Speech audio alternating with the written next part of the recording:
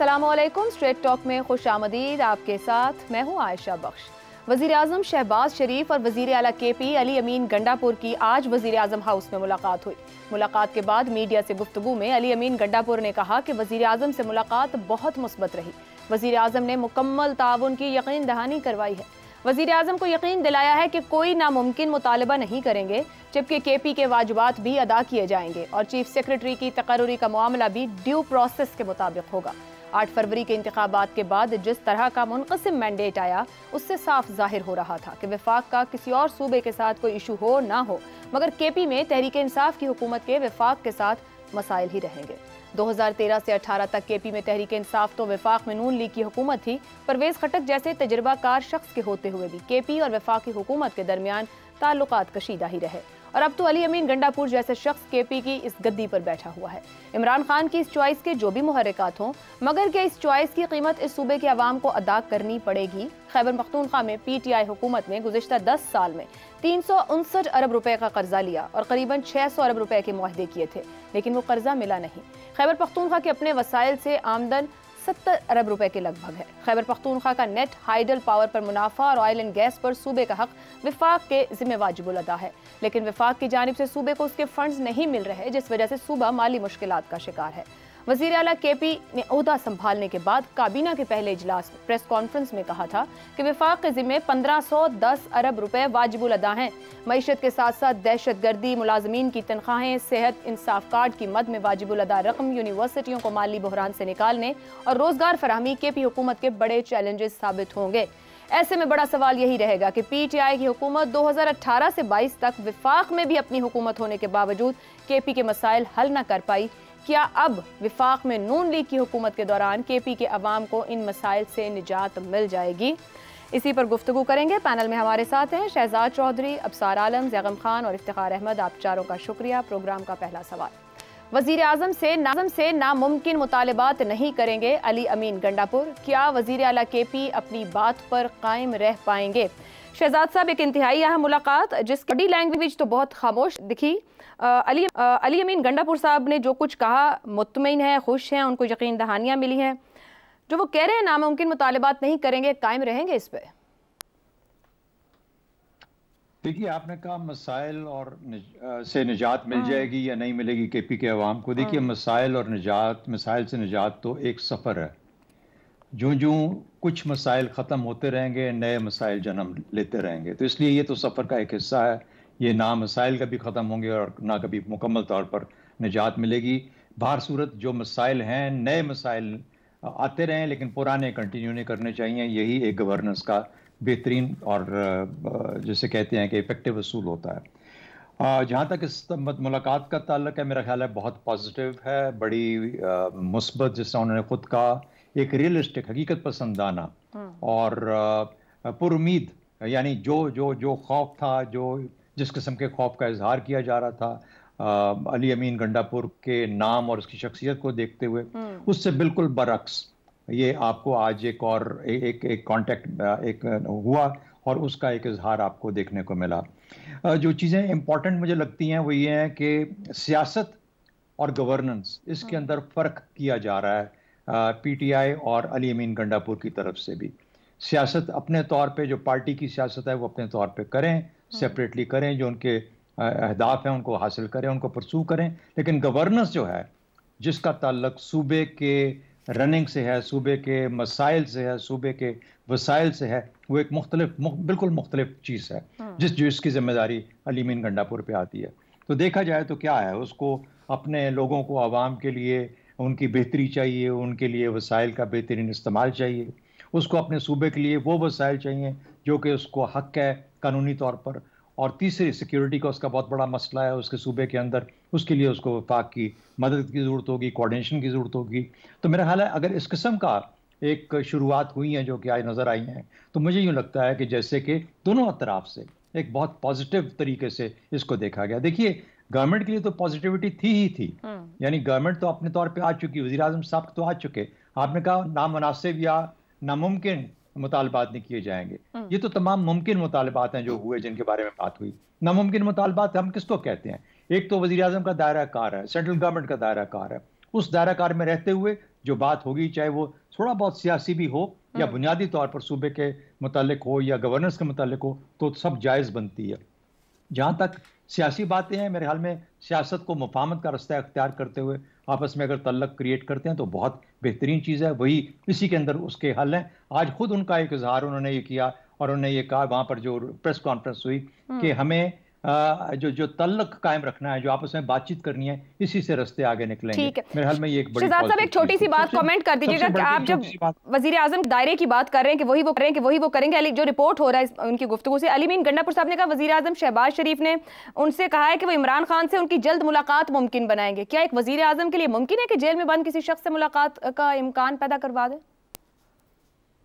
मेरा ख्याल है उसके नीचे मिनिस्टर फॉर इंटीरियर आता है और इंटीरियर मिनिस्टर जो है, जहां तक उसके दायरा कार में ये चीज़ आती है, वो ज़रूर हो सकता है। देखिए, इस वक्त हम बहुत जल्दी किसी नतीजे पे पहुंचना हमें नहीं चाहिए कि ये जो सिक्योरिटी का एक अंसर सामने आया जिसके अंदर के 2 हफ्ते के लिए कुछ यहाँ पे कुछ मसाइल जेल्स मुलाकात वगैरह के क्रिएट हुए हैं, उनकी असल वजूहात क्या हैं, जब तक वो सामने नहीं आ जाती हैं। और सिर्फ इस जेल में नहीं, मुझे यूं लगता है कि बाकी तमाम जेलों में भी इस किस्म के रूल्स जो हैं उनको अप्लाई किया गया।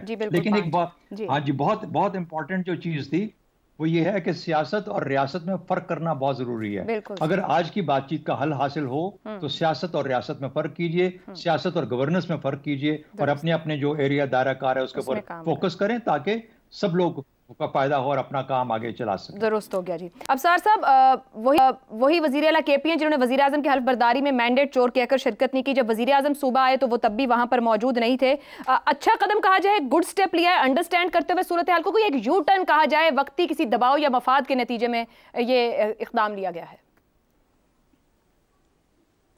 दोनों सूरतों में एक अच्छा कदम तो है ना, अगर मफाद तो इकट्ठे ही है ना, मफाद अलग अलग तो नहीं है। अगर उन्होंने लड़के केपी समझता है कि वो फाक से अपना मफाद हासिल कर लेगा तो ये मुमकिन नहीं है। और अगर किसी मफाद के लिए और अल्टीमेट मफाद अवाम के मफाद के लिए अगर उन्होंने कुछ किया है तो मेरा ख्याल है बहुत अच्छा स्टेप है। और अगर बगैर किसी मफाद के किया है तो फिर भी ज़ाहिर अच्छा स्टेप है।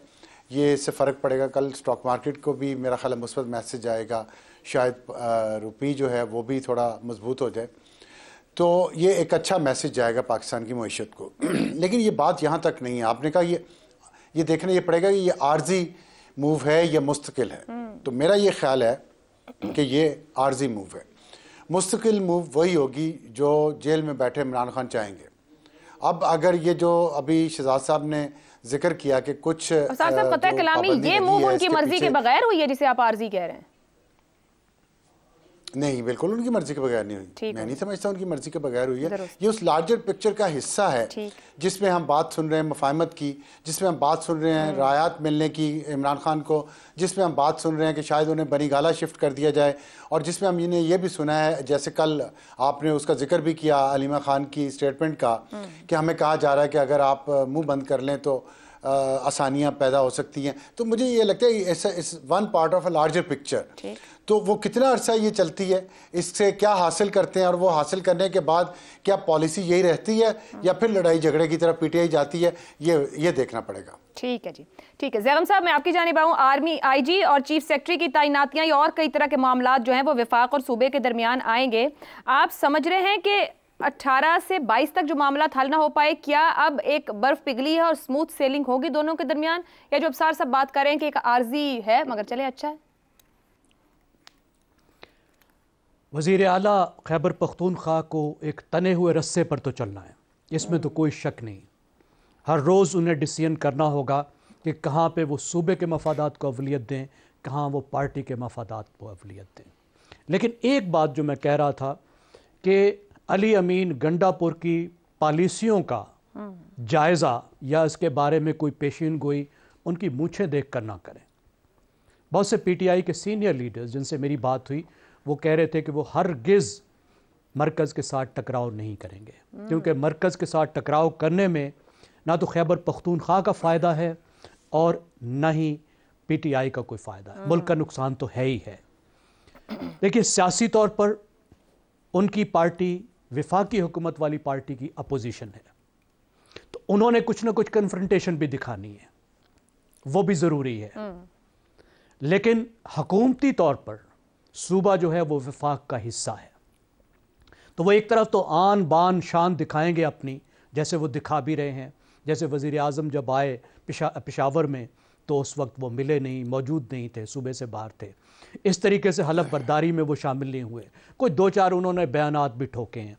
इस तरह की चीज़ें तो आप तवक्को रखें कि जिसको कहते हैं ना पॉस्चरिंग, वो पॉस्चरिंग तो वो ज़रूर करेंगे, लेकिन वो समझते हैं कि पाकिस्तान जैसी फेडरेशन में या किसी भी फेडरेशन में अगर सूबा तसादुम में आ जाए विफाक में तो ठीक है, विफाक के लिए तो मसला है ही है, लेकिन सूबे के लिए भी हालात बहुत ख़राब होते हैं।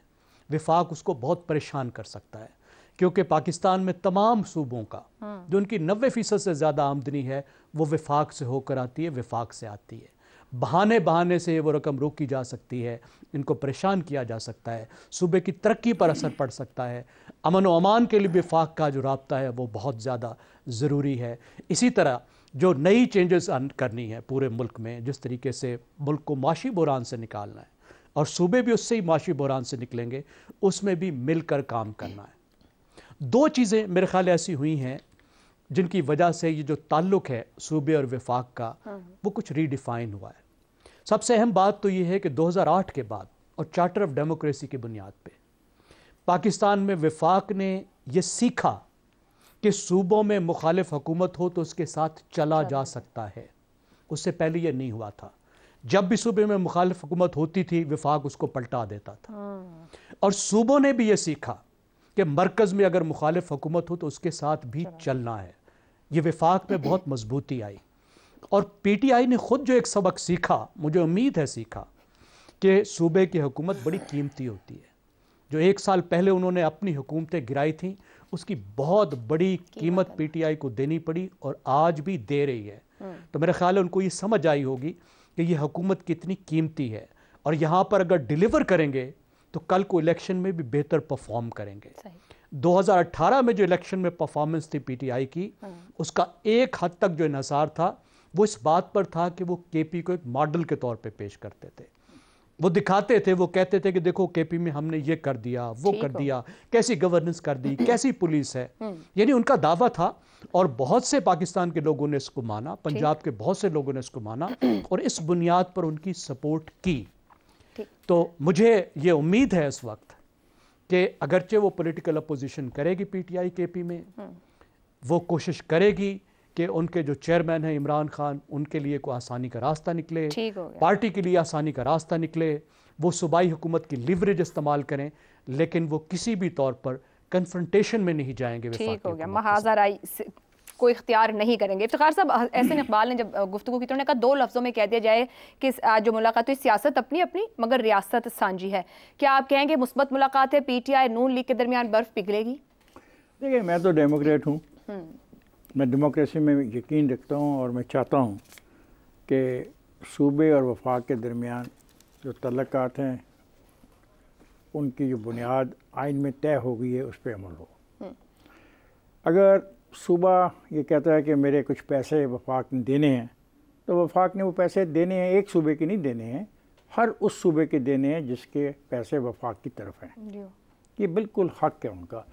और यही हम समझते हैं कि जो तरमीम है जिसको लोग अपोज़ भी करते हैं 18वीं तरमीम को, मैं उसको सपोर्ट करता हूँ कि वहाँ पे ये जो हक उनको मिला है, जो एहसास उनको दिया गया है, जो वादा उनसे किया गया है आइनी तौर पे, हमें उसको पूरा करना होगा। खा खैबर पख्तूनख्वा हो, खा बलूचिस्तान हो, खा सिंध हो, खा पंजाब हो। ये इस हद तक मुस्बत है, लेकिन सवाल है कि जिसके ये चाहने वाले हैं उसका रवैया आज भी क्या था। आज भी उसका रवैया बड़ा एग्रेसिव था।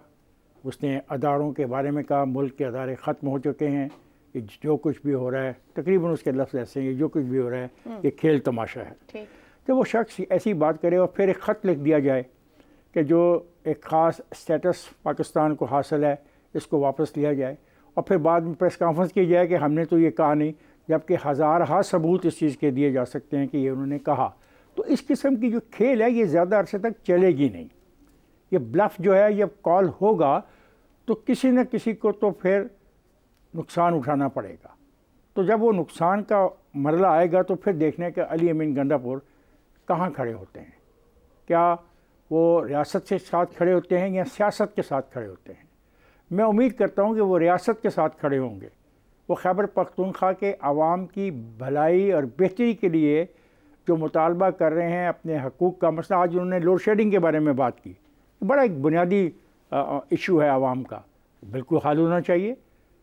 तो मैं समझता हूँ उनको भी फैसला करने में दिक्कतें आएंगी, क्योंकि उनकी जो क़यादत है वो ऐसे बातें करने की आदी हो गई है कि तोड़ दो, फोड़ दो, छीन लो, खेल बना लो। ऐसा नहीं हो सकता।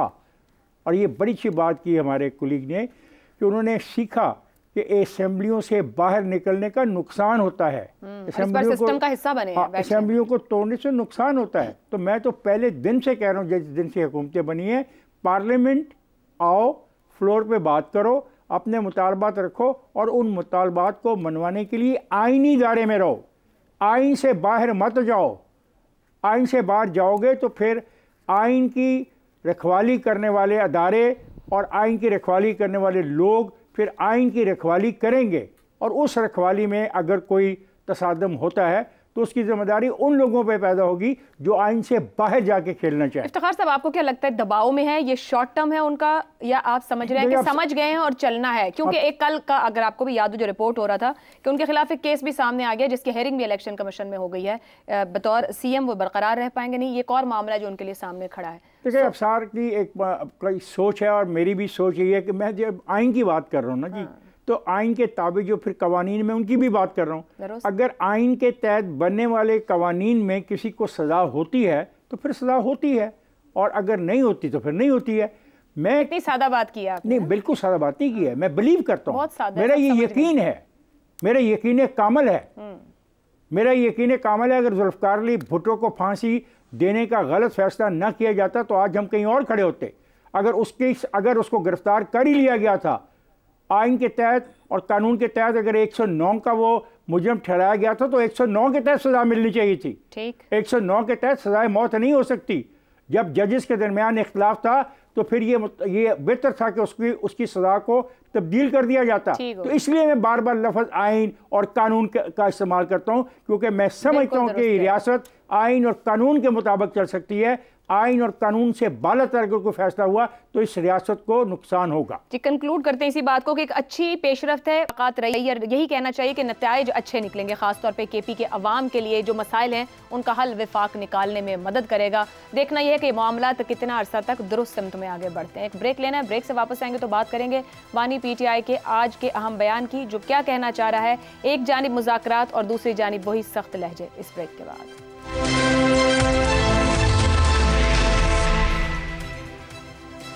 प्रोग्राम में एक बार फिर खुशामदीद। एक तरफ PTI के रहनुमा खुलकर मुज़ाकरात की बातें कर रहे हैं। बैरिस्टर गौहर ने आज ही मीडिया से गुफ्तगू में कहा कि हम मुज़ाकरात पर यकीन रखते हैं, हमने मुज़ाकरात के दरवाजे बंद नहीं किए, लेकिन हुकूमत के साथ किस बात पर मुज़ाकरात करें? पार्लियामान में बात करते हैं तो माइक बंद कर दिए जाते हैं। हम कोशिश करते हैं बर्फ पिघले और आगे बढ़ें, हमारी कोशिश है पार्लियामान में बात को आगे बढ़ाया जाए। मगर दूसरी तरफ बानी PTI इमरान खान की बातों से लग रहा है कि वो सिरे से ही मुफाहमत या मुज़ाकरात के ऑप्शन की तरफ जाना नहीं चाहते। आज जेल में 190 मिलियन पाउंड रेफरेंस केस की समाअत के बाद मीडिया से गैर रस्मी गुफ्तगू में बानी PTI ने कहा कि सब कुछ झूठ पर चल रहा है, इलेक्शन झूठे हुए, इदारों की साख खत्म कर दी गई, अब सिक्योरिटी थ्रेट का कहा जा रहा है, ये भी झूठ है, सारा मुल्क झूठ पर चल रहा है, इदारे तबाह हो चुके हैं। इमरान खान ने दावा किया कि इंतखाबात में PTI को मैदान में नहीं आने दिया गया, वोटर्स ने पोलिंग डे पर इसका बदला लिया, लेकिन वोट के जरिए तब्दीली को तस्लीम नहीं किया गया। इन्होंने मैंडेट छीन कर कौम की उम्मीद खत्म कर दी। इमरान खान के मुताबिक उनकी पेशगोइयां सच साबित हुई हैं। कहते हैं, अब बता रहा हूं, पाकिस्तान में श्रीलंका वाला काम होने जा रहा है, अब महंगाई में इजाफा होगा, अवाम बाहर निकल आएगी। इमरान खान ने बताया कि कोई डील की बात नहीं हो रही है, मेरी वुकला तक से मुलाकातें बंद कर दी गई हैं, हमारा पुरअमन एहतजाज का सिलसिला जारी रहेगा, हम इंतखाबात में धांधली के खिलाफ सुप्रीम कोर्ट भी जाएंगे। इमरान खान ये बातें पहली मर्तबा नहीं कर रहे हैं, मगर अब उनकी बातों से सवालात जरूर खड़े हो रहे हैं कि इंतखाबात के बाद इस तरह का लबो लहजा इख्तियार करके इमरान खान क्या हासिल करना चाह रहे हैं। कोर कमांडर कॉन्फ्रेंस के वाज़ेह पैगाम के बाद इमरान खान ने उस मौक़िफ़ की हिमायत की थी जिससे इस तासुर ने जन्म लिया था कि इमरान खान मुफाहमत की तरफ आ रहे हैं। मगर इमरान खान से मुलाकातों पर पाबंदी और मुकदमात की समातों से क्या यह भी साबित नहीं हो रहा कि अब इमरान खान से कोई मुफाहमत करना ही नहीं चाह रहा? इसी मामले पर सवाल रखेंगे पैनल के लिए। मुज़ाकरात पर यकीन रखते हैं, मुज़ाकरात के दरवाजे बंद नहीं किए बैरिस्टर गौहर। कोई डील की बात नहीं हो रही, बानी PTI। क्या इमरान खान गैलरी को दिखाने के लिए मुज़ाहिमती मौक़िफ़ अपना रहे हैं? इफ्तिखार साहिब, देखिए बात यह है, अगर गैलरी को दिखाने के लिए ऐसा कर रहे हैं तो उनको अब नहीं करना चाहिए। बहुत ज़्यादा खेल ऐसा जो होता है वो एक्सपोज हो जाता है, और मेरा ख्याल अभी एक्सपोज होना शुरू हो गया है। अली अमीन गंडापुर की जो मुलाकात है वो बहुत एक वाज़ेह मैसेज है उन लोगों के लिए जिस पार्टी के अंदर मौजूद हैं और जिसके अंदर दो धड़े अब हमें नज़र आ रहे हैं। एक वो धड़ा है जो मज़ाहमती मौक़िफ़ की हमायत करता है, और एक दूसरा धड़ा है जो अब कहता है कि जमहूरी अमल को चलाया जाए और इस जमहूरी अमल से फ़ायदा उठा के अपने वोटर को फ़ायदा पहुँचाया जाए, और ये बड़ा ही जेन्युइन सोच है और यही एक सोच जो है आगे लेके जाएगी। अब आप देखें कि वो मुफाहम में ज़रूर चाहते हैं इमरान साहब। मैंने कल भी आपको अर्ज़ की, जिस तरीके से आपने आज फिर दोबारा इज़हार किया कोर कमांडर के फ़ैसलों का और उनके उसकी हमायत का। मैंने कल आपके प्रोग्राम में अलीमा खान से पूछा था, अलीमा ये कौन आपको मशवरे देता है, किन की आप बातें करती हैं कि आपको पास पैगाम लेके आ रहे हैं? आपके पास कोई नाम नहीं है, कोई हकीकत नहीं है, आप ये कब तक ऐसा खेल करते रहेंगे? ऐसा खेल ना करें। अब अवाम बाहर निकल आएंगे और श्रीलंका बन जाएगा। जब श्रीलंका खुदा न खास्ता बनेगा तो क्या PTI का वर्कर बच जाएगा? क्या उसको नुकसान नहीं होगा?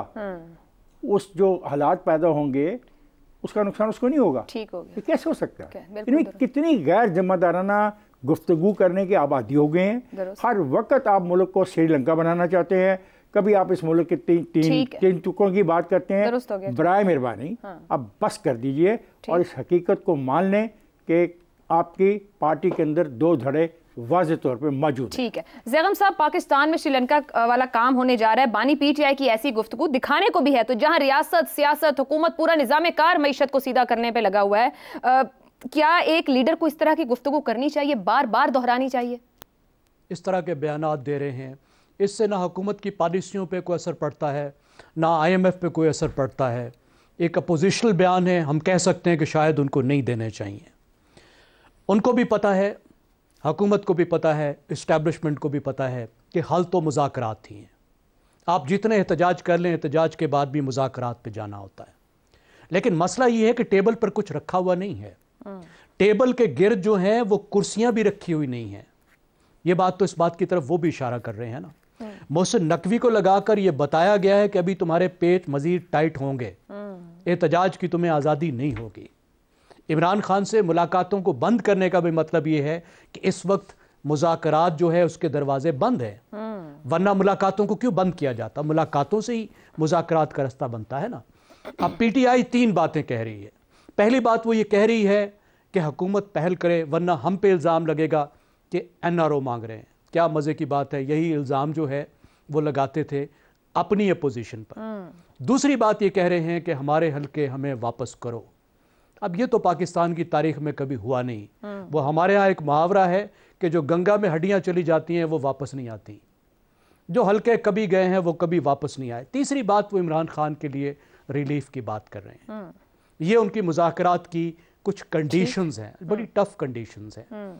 लेकिन बहरहाल मुज़ाकरात मुल्क की ज़रूरत है। मुल्क की सबसे बड़ी पार्टी को आप परसिक्यूट नहीं कर सकते, दीवार से लगा के नहीं रख सकते, उसे वापस आपने मेन स्ट्रीम में लाना है। ठीक हो। हमें अब 9 मई से आगे जाना है। हमें पाकिस्तान को पॉलिटिकल स्टेबिलिटी देनी है, जिसके बगैर माशी इस्तेहकाम नहीं आएगा। दुरुस्त हो गया। ब्रेक लेते हैं और सवाल रखेंगे शहजाद साहब और अफसार साहब के सामने कि क्या दबाव से मुज़ाकरात आसान हो जाते हैं और मुज़ाहमती रवैयों से आसान हो जाते हैं। इस ब्रेक के बाद